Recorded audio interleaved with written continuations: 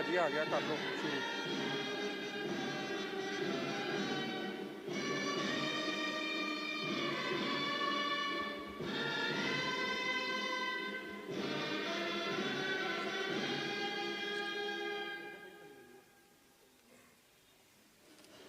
जम्मू कश्मीर विधानसभा में एलजी का संबोधन। जम्मू कश्मीर की राजनीति और विकास की दिशा को लेकर आज एक बड़ा दिन है। केंद्र शासित प्रदेश की विधानसभा में उपराज्यपाल मनोज सिन्हा ने अपना महत्वपूर्ण संबोधन दिया।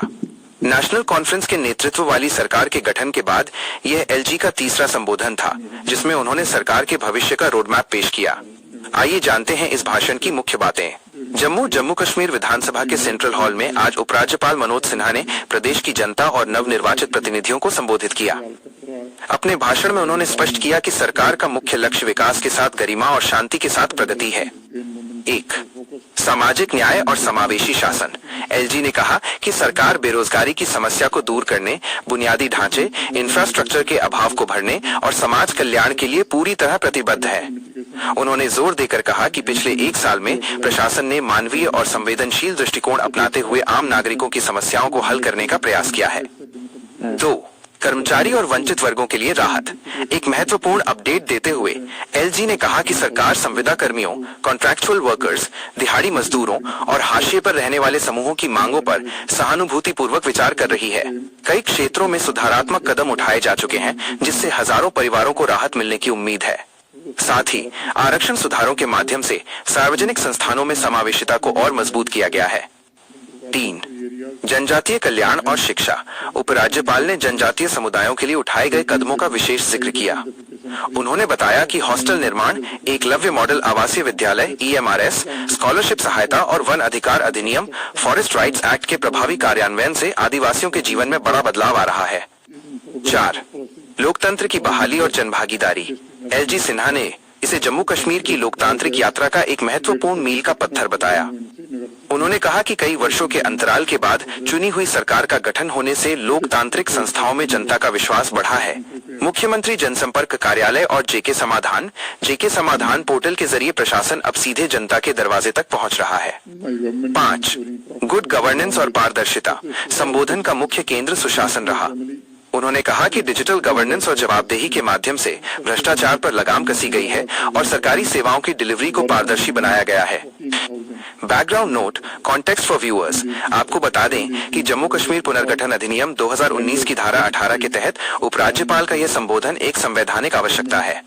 खास बात यह है कि एलजी का यह भाषण निर्वाचित सरकार द्वारा तैयार किया जाता है, जो आने वाले वर्ष के लिए सरकार की नीतियों और योजनाओं का दर्पण होता है। एलजी का यह संबोधन आने वाले समय में जम्मू कश्मीर की विकास यात्रा और सरकार राजभवन के बीच के तालमेल की एक नई तस्वीर पेश करता है। देखिए, जो पहला दिन असेंबली का रहता है तो उसमें रूटीन में रहता है। जब गवर्नर थे तो गवर्नर एड्रेस होता था। आज एलजी हैं तो एलजी साहब एक एड्रेस मतलब एक नोट पढ़ते हैं, और जिस नोट में इस सरकार जो 1 साल में क्या करने जा रही है उसमें उसमें खुलासा होता है। वो मुख्य बिंदु जो है उसमें वो पढ़ते हैं। तो आज का वो रूटीन थी। और दूसरा होता है कि 6 महीने के अंदर अगर कोई मेंबर जो है इस हाउस का जिसकी डेथ हो गई है तो उसको ऑब्ituary रेफरेंसेस होते हैं, उसको याद किया जाता है, उसको कंडोलेंस की जाती है। तो आज 2 ही बिजनेस थे और ज़्यादा कोई बिजनेस नहीं था। लेकिन जो गवर्नर एड्रेस हमने देखा तो उस एड्रेस में जिस तरह पिछले साल के एड्रेस में एक लॉलीपॉप लोगों को दिया, लोगों के सिर पे हाथ फेरा है, तो इस बार फिर से वही देखने को मिला है।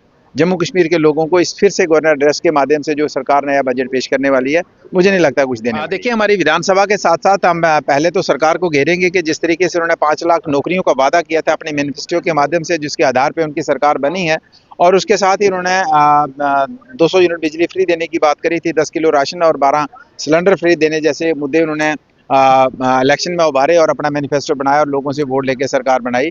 तो आज इसको 1 साल से ज़्यादा समय हो गया है, लेकिन कोई भी मुद्दा हल नहीं हुआ। तो इन मुद्दों को लेकर सरकार को घेरेंगे। फिर हमारे अगर विधानसभा की बात करें तो हमारा विधानसभा, जिसमें बारिशों की वजह से हमारे रोड रेस्टोरेशन का बहुत बड़ा इशू है, हमारी वाटर सप्लाई रेस्टोरेशन का बहुत बड़ा इशू है, हमारी जो है जिसका पावर का परमानेंट रेस्टोरेशन का बहुत बड़ा इशू है।